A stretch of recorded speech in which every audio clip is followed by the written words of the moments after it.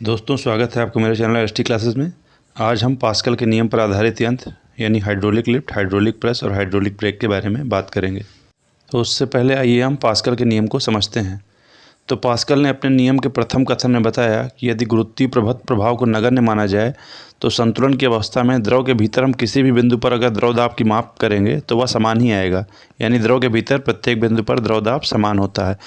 Hydraulic lift तथा hydraulic press pascal के इसी कथन पर आधारित हैं। अब आइए देखते हैं पास्कल के तृतीय कथन को।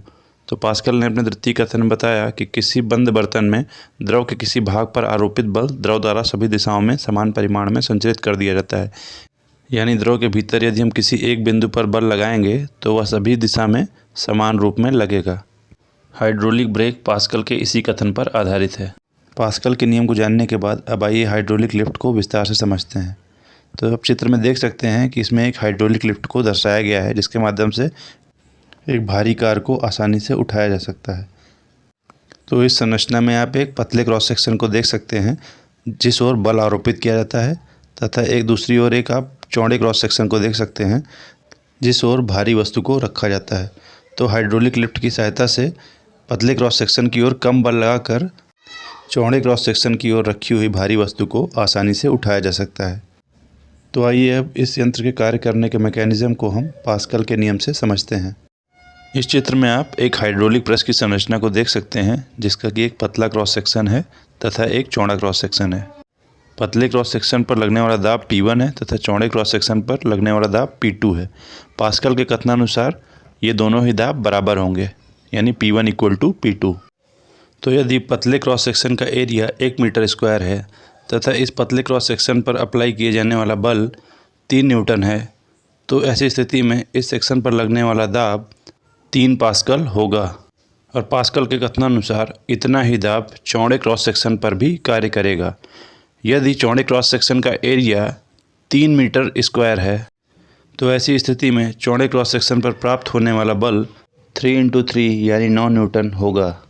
तो पतले क्रॉस सेक्शन पर अप्लाई किया जाने वाला बल 3 न्यूटन का है, जबकि चौड़े क्रॉस सेक्शन पर प्राप्त होने वाला बल 9 न्यूटन का है। अतः यह स्पष्ट है कि पतले क्रॉस सेक्शन पर कम बल लगाकर हम चौड़े क्रॉस सेक्शन पर अधिक बल प्राप्त कर सकते हैं। तो इस प्रकार से कम बल लगाकर हम अधिक बल प्राप्त करके भारी वस्तु को आसानी से उठा सकते हैं। तो कुछ इसी प्रकार से हमारी हाइड्रोलिक लिफ्ट भी कार्य करती है। हाइड्रोलिक प्रेस भी पास्कल के इसी कॉन्सेप्ट पर आधारित होती है। हाइड्रोलिक प्रेस में हम भारी से भारी धातु को आसानी से प्रेस कर सकते हैं। इसमें भी पतले क्रॉस सेक्शन पर कम बल लगाकर दूसरे का चौड़े क्रॉस सेक्शन पर अधिक बल प्राप्त होता है, जिससे कि हम किसी वस्तु को आसानी से प्रेस यानी दबा सकते हैं। तो इस वीडियो चित्र में आप एक हाइड्रोलिक प्रेस को देख सकते हैं, जो कि टाइटेनियम जैसी भारी धातु को भी आसानी से दबा सकती है।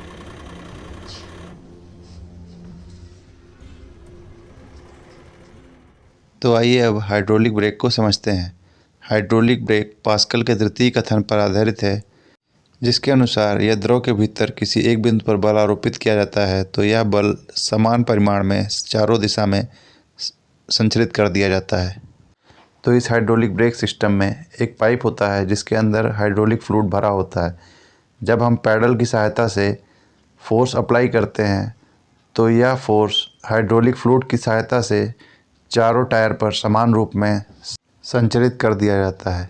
तो हाइड्रोलिक ब्रेक सिस्टम में जैसे ही पैडल द्वारा ब्रेक लगाया जाता है तो चारों टायर पर समान रूप से बल कार्य करता है, जिससे कि चारों टायर अतिशीघ्रता से रुक जाते हैं। हाइड्रोलिक ब्रेक में पाइप का क्रॉस सेक्शन एरिया हर पॉइंट पर समान होता है, जिससे कि हर पॉइंट पर लगने वाला बल भी समान प्राप्त होता है।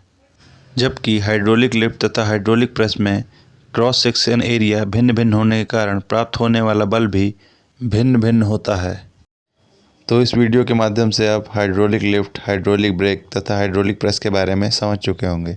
तो आज की क्लास में इतना ही। अगर वीडियो पसंद आई हो तो वीडियो को लाइक ज़रूर करें, और चैनल में आज नए हैं तो चैनल को प्लीज़ सब्सक्राइब ज़रूर कीजिए। थैंक यू, धन्यवाद।